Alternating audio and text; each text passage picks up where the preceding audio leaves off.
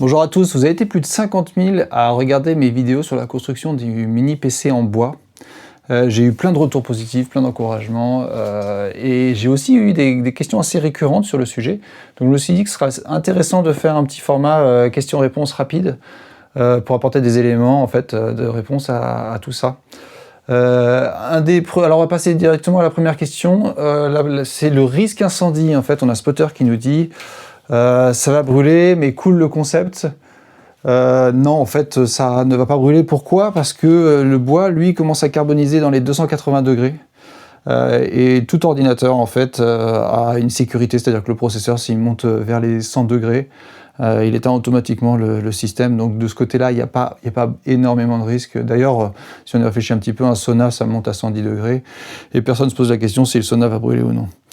Mais quand même, on a d'autres intégrations qui sont liées à ça, qui sont les systèmes. Enfin, quel est le système de refroidissement qui est mis en place? Qu'est-ce que ça donne au niveau de la chauffe et du airflow? On a Seb, par exemple, qui nous dit le bois ne dissipe pas aussi bien la chaleur, surtout sur des petits boîtiers comme ça. Alors, c'est vrai que le bois ne dissipe pas la chaleur. C'est plus isolant que le métal.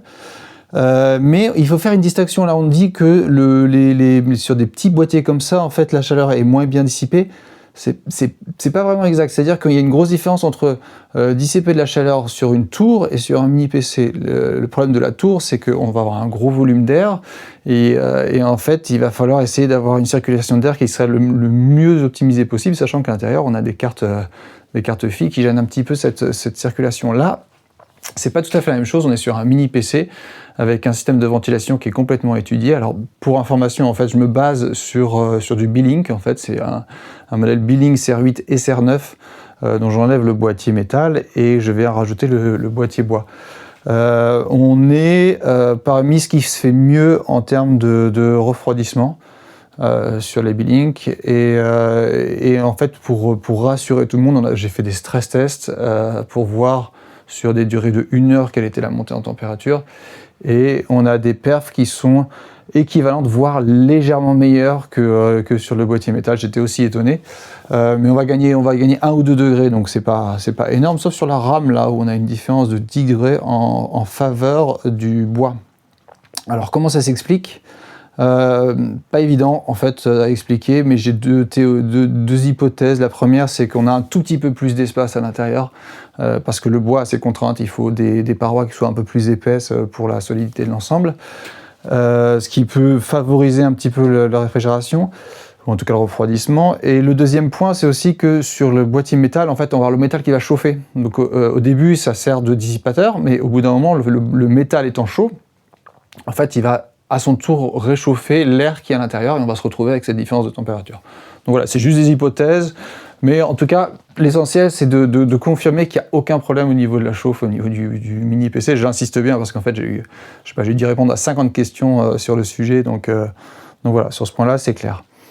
La question suivante concerne les normes. On a Armitage Mezza Morta qui nous dit « Bonjour, qu'en est-il de la sécurité en cas de surchauffe, court-circuit, etc. » Alors c'est vrai qu'on travaille avec du bois. Donc il faut essayer de respecter les normes européennes sur le sujet. Donc ce qu'on fait en fait, c'est que sur l'intérieur du mini PC, on va tapisser le mini PC d'aluminium en fait. Donc on met un revêtement aluminium sur tout l'intérieur du mini PC et ça a plusieurs rôles. Le premier rôle, c'est que c'est un rôle de retardateur de flamme. Donc très important en fait, c'est dans la norme. Le boîtier ne doit pas participer à la propagation du feu si jamais il y a quelconque problème. Donc l'aluminium est là pour ça, ça sécurise complètement l'ensemble. Le deuxième point, c'est qu'il faut que ça joue aussi un rôle de cage de Faraday. Donc je ne sais pas si vous connaissez le concept, mais en gros, sur un boîtier métal, les ondes émises par les éléments comme les ventilateurs ou le processeur, etc., doivent être contenues dans l'habitacle en fait du mini PC. C'est vrai aussi pour les smartphones en fait, et donc il faut reproduire cette cage de Faraday. En fait le revêtement aluminium joue complètement son rôle là-dessus. Et le dernier point en fait, c'est la mise à la terre. Donc il faut s'assurer que le boîtier soit relié à la carte mère qui elle-même est reliée à la terre via l'alimentation. Donc c'est un petit peu technique, mais en gros le revêtement aluminium joue complètement son rôle là-dessus. Voilà. La question suivante, c'est sur le format et la puissance. Donc on a Matrice qui nous dit je trouve ça ultra beau et des PC j'en ai monté, mais par contre je voulais voir autre chose qu'un NUC. Alors cette question, moi je la comprends dans le sens où pour Matrice, en fait, un NUC est un mini PC, mais qui est pas très puissant. Là, on n'est pas du tout sur ce type d'ordinateur. En fait, il faut voir que le mini PC qui est dans ce boîtier en bois, il est aussi puissant, voire plus puissant que des ordinateurs montés en 2023 et 2024. Alors, peut-être pas pour la partie graphique, puisque là, on a vraiment une puce graphique qui est intégrée au CPU.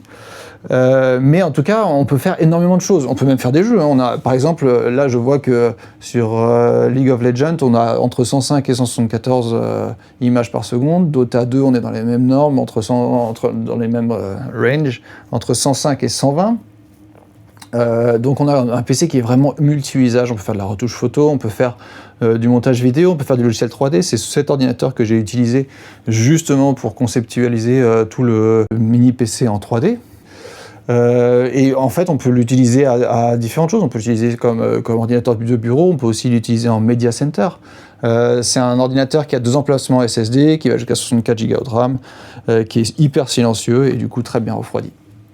Voilà, les questions suivantes, ça concerne le style. On a Black 999 qui nous dit franchement, ça a un bon style, mais ça va pas pour tous les setups. Après, je le trouve parfait pour du pro. Oui, c'est vrai que pour le pro, en fait, l'avantage, c'est qu'on peut incruster un logo sur le dessus. Donc, on va pouvoir mettre le logo de la boîte. Et on a quelque chose qui est un petit peu plus premium qu'un simple boîtier en métal. Et qui peut faire la différence dans des endroits où, par exemple, en accueil d'hôtel ou en agence immobilière. Mais ça peut être aussi la personne qui est en télétravail et qui a envie d'avoir un bureau épuré et quelque chose de vraiment complètement personnalisé. Donc oui, pro, tout à fait, mais perso aussi, comme je disais tout à l'heure, on peut l'utiliser en bureau ou on peut l'utiliser en media center. Donc c'est un ordi qu'on montre, c'est pas un ordi qu'on va cacher, c'est un ordi qui a sa place au salon, qui a sa place au bureau, et c'est vraiment un objet d'art, voilà.